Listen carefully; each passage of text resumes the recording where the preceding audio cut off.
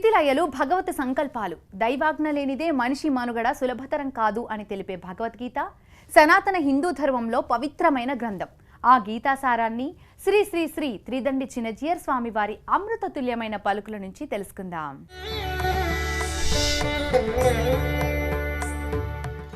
ఆపదామపహర్తారం దాతారం సర్వసంపదాం లోకాభిరామం శ్రీరామం భూయో భూయో నమామ్యహం. జై శ్రీమన్నారాయణ. ప్రియ భగవద్బంధువులారా,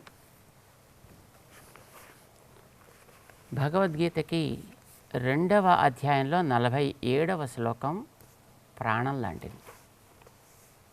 శ్రీకృష్ణుడు అర్జునుడికి ఆయన అధికారం ఎంత వరకు అనేదాన్ని ఉపదేశం చేసినటువంటి ఒక శ్లోకం.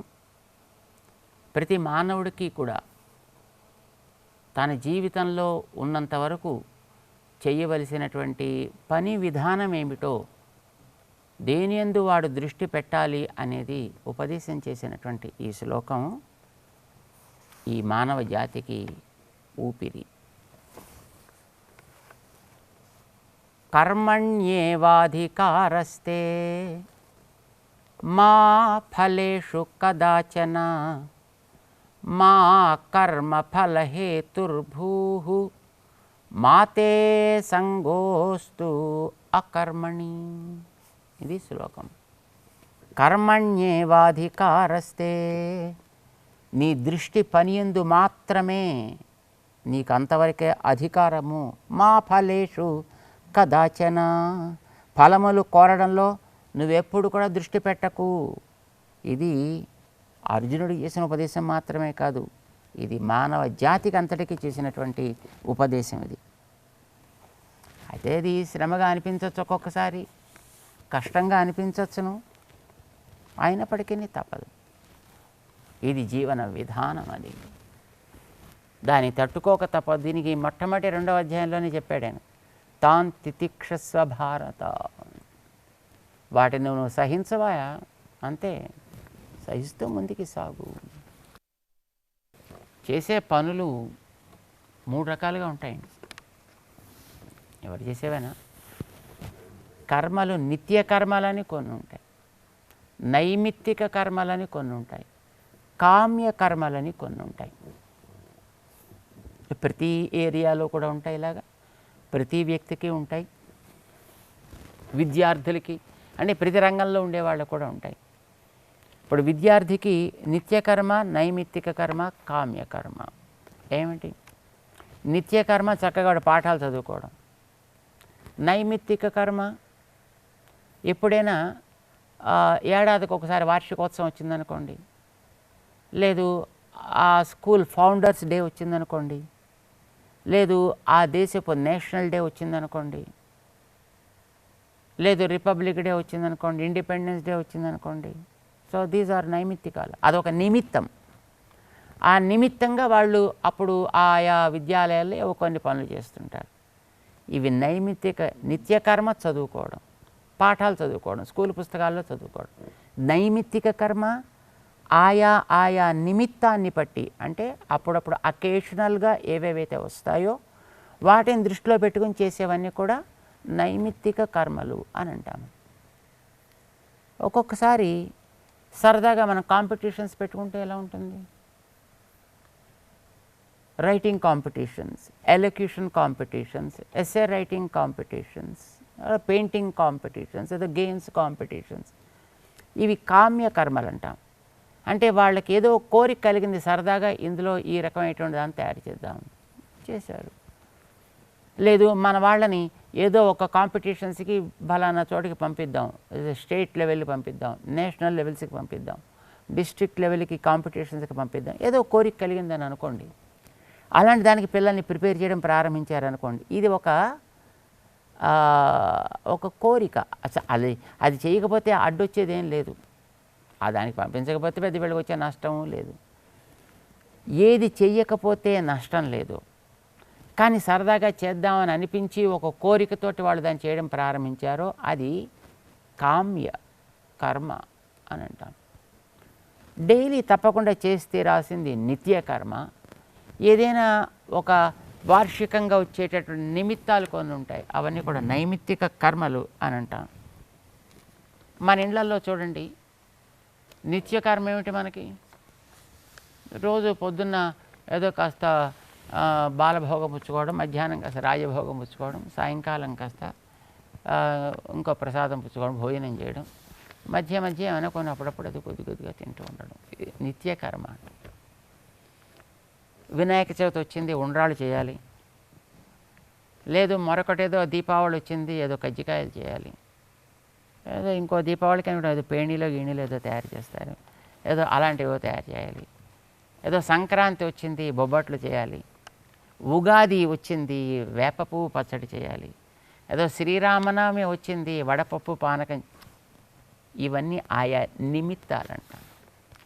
నిమిత్తాన్ని బట్టి వచ్చే కర్మ అంటే అప్పుడు మనం చేయాల్సిన పని నైమిత్తిక కర్మ.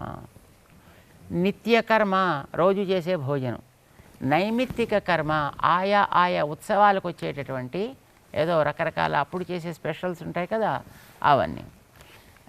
అసలు నిత్యము లేదు, నైమిత్తికము లేదు అనుకోండి. అప్పుడప్పుడు వీడికే సరదాగా ఏదో పకోడీలు తినాలి అనిపించింది, ఏదో ఇడ్లీ తింటే బాగుంటుంది, దోశ తినాలనిపించింది, ఏదో జాంగ్రీ జిలేబీ బూందీ తింటే బాగుంటుందని అనిపించింది, గులాబ్ జామ్ తినాలి అని అనిపించింది. ఏదో సరదాగా వీడి కోరిక కలిగింది అనుకోండి, ఏదో ఒకసారి ఐస్ క్రీమ్ తింటే బాగుంటుంది అనిపించి, బాగా ఎండలు బాగున్నాయి, చక్కటి ఐస్ క్రీమ్ తింటే బాగుంటుంది అనిపించింది. ఇది కామ్యం అంటాం. ఇవి లేకపోతే ప్రాణం పోదు, అది చేయాలనే నిర్బంధము లేదు, సరదాగా కోరికతో చేసుకునేటటువంటిది. అయితే ఇది నైమిత్తికము కాదు. ఎందుకంటే కోరికతో చేసేది నిమిత్తంతో చేసేది వేరు. నిమిత్తంతో చేసేది నువ్వు చేయకపోయినా చెప్పినా ఆ నిమిత్తం అనేది ఎప్పుడు ఉంటుంది. ఇప్పుడు వినాయక చవితి పండుగ అనుకోండి, అదొక నిమిత్తం, అది నువ్వు కోరితే రాలే, అది it is organized by the society. Sriramanavami నువ్వు కోరితే రాలే, అదొక నిమిత్తం, ఏడాదిలో ఒకసారి వస్తుంది. దీపావళి ఒక నిమిత్తం, దసరా ఒక నిమిత్తం. సో ఆల్ దీస్ ఆర్ నిమిత్తమ్స్. ఇండిపెండెన్స్ డే, రిపబ్లిక్ డే, ఇవన్నీ నిమిత్తాలంటాం. ఆ నిమిత్తాలు నువ్వు కోరితే రావు, లేదు నువ్వు మానేస్తానంటే అవి పోవు, అవి ఉంటాయి.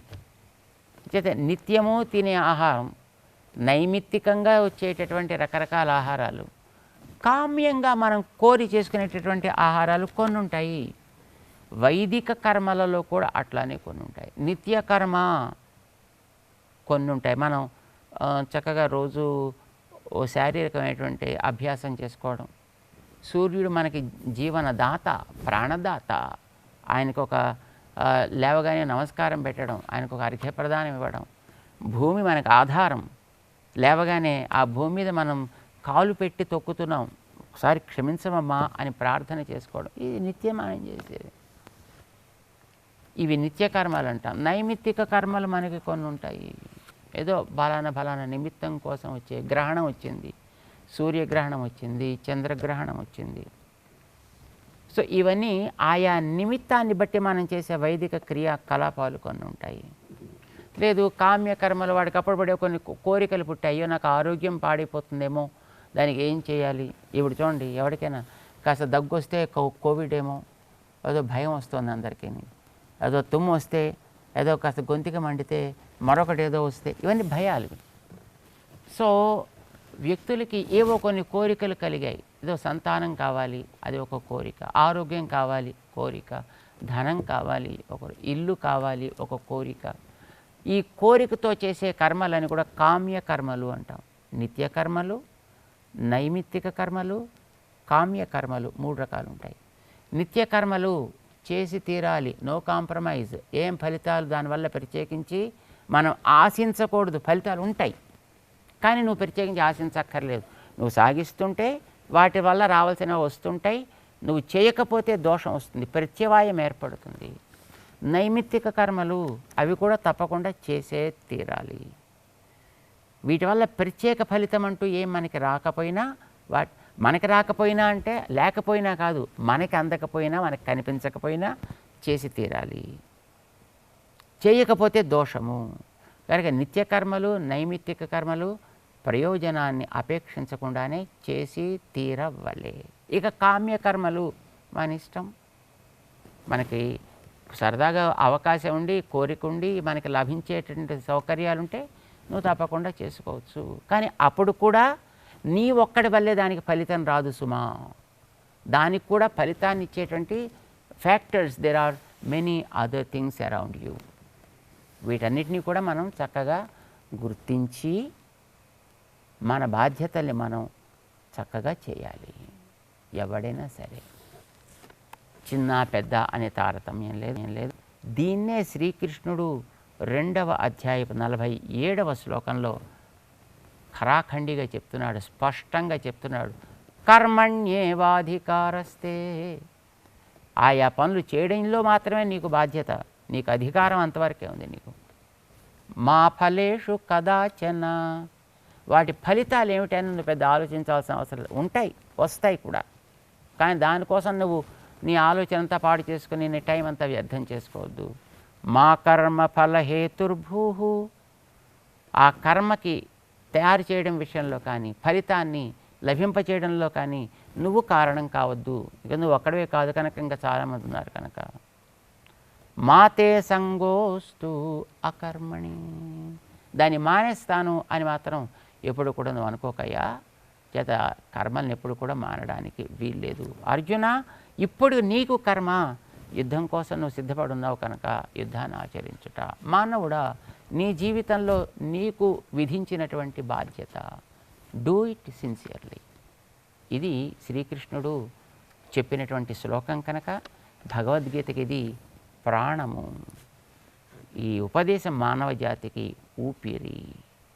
ఇది మనం చక్కగా తెలుసుకుని ముందుకు సాగుదాం. జై శ్రీమన్నారాయణ.